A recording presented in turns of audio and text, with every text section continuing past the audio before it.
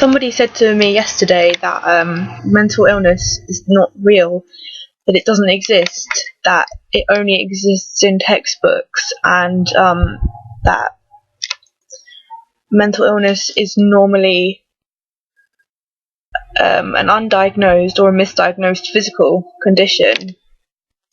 And they said to me that God told them to say that. And I just want to kind of talk about that, because mental illness is real. There is kind of no question about it. I've lived through it. I've been in psychiatric hospitals and I've seen people with really, really horrible schizophrenia symptoms. I've seen people who are really distressed. And I know myself, I've also been through some really, really horrible mental health problems. I've tried to kill myself a number of times, and I've struggled a lot with self-harm. And to go around and to turn around and to say on a kind of blog that's supposed to be a safe place for people with mental health problems that what I'm saying is a lie, and that my illness is not real, was kind of really shocking is not really the right word, but it was really it hurt, because it just kind of shows the ignorance, really, because some Christians will say that mental illness is the result of demon possession. In the Bible it was called demon possession, but right now in 2015 we have a completely different understanding of what mental illness is, and we know that it's actually a physiological disorder, and that there are brain scans and results, scientific medical studies that have shown there is a chemical imbalance in the brain. And for borderline personality disorder, there are studies for brain scans which show that there are some parts of the brain which are actually smaller or have an unusual level of activity in them, which causes emotional dysregulation and struggles with self-control and managing urges and impulsive behaviour. So there's scientific medical evidence to prove that actually borderline personality disorder, as with all mental health problems, are real. To say that they're not is kind of insulting, because it's like saying, oh no, you can't have, you've got that your IBS isn't real. It would be like telling somebody that their physical health condition is not real because it only exists in medical textbooks. I mean, it's so ignorant. There are other Christians who say that mental illness is the result of sinful behaviour, and that the only way to recover from that is to repent and turn to God. I got diagnosed with borderline personality disorder when in 2013, and I first became a Christian in 2007. And at the time when I was diagnosed, I was a Christian. I was a Bible-believing Christian.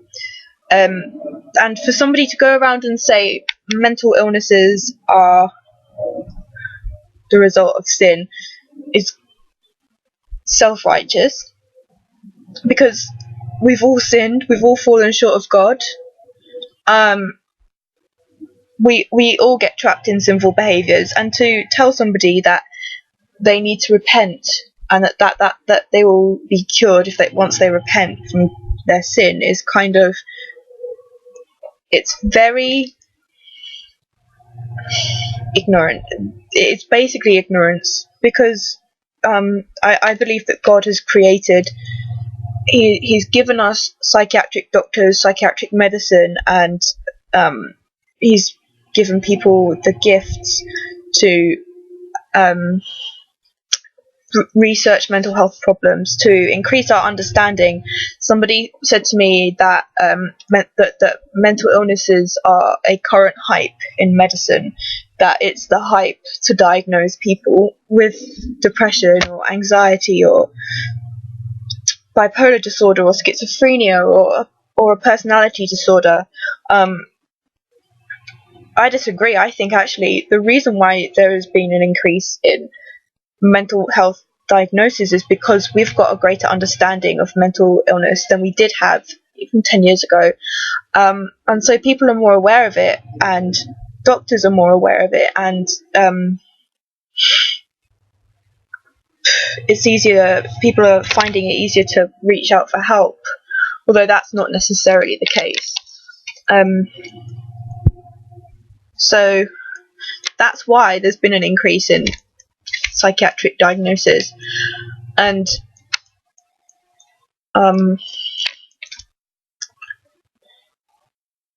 it's a really difficult area, and it's really can be quite a sensitive area as well. But I think actually it's shown me that actually I need to continue to blog about living with borderline personality disorder, because I feel like God is calling me to basically educate people about what it's like, and how to recover, because my treatment is working so well for me. Thanks to my treatment, I'm free from self-harm. I don't abuse alcohol anymore. I've stopped trying to kill myself. Through DBT, I've learned the coping skills that I needed, and I know that without my antidepressants I wouldn't be able to function like I can, and that's fine. I'm completely okay with that. I've accepted it. I'm not ashamed of my mental health problems. They are so real. They are so real. They are terrifying, and at their worst, they can be life-threatening, just as a serious physical illness can be. And I think people also need to know that. They need to be aware of the severity of a mental health problem. When I was in the psychiatric hospital in July 2013, I literally, that admission saved my life, because I was even trying to kill myself on the ward, and I know that God used that admission to keep me safe and to keep me alive.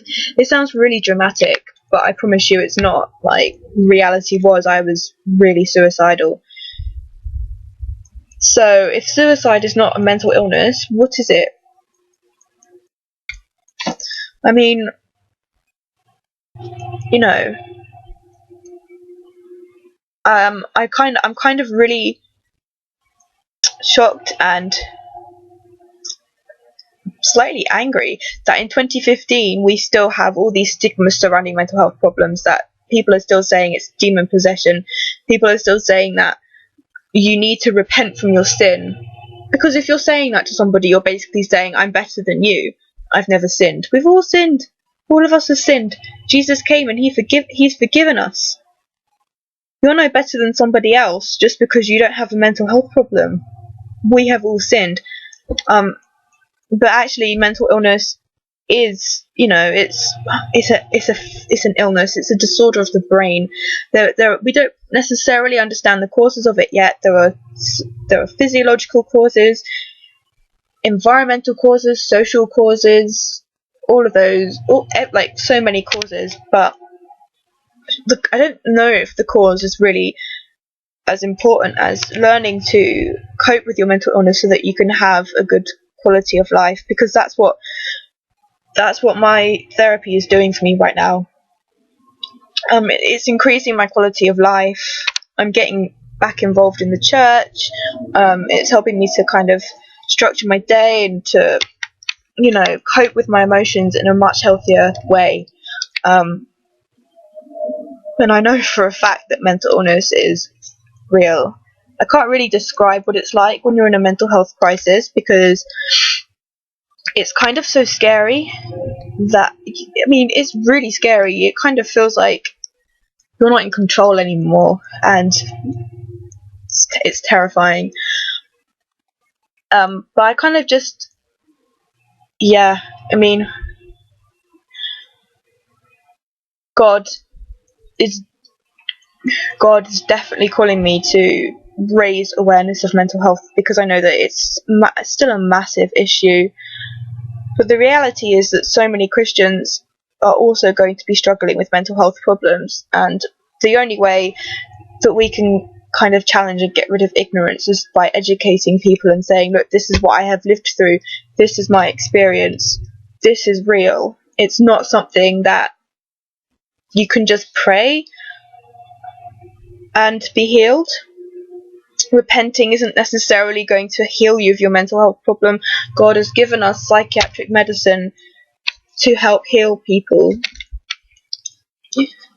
so yeah, I kind of had to get that off my chest because it still bothered me. But mental illness is real.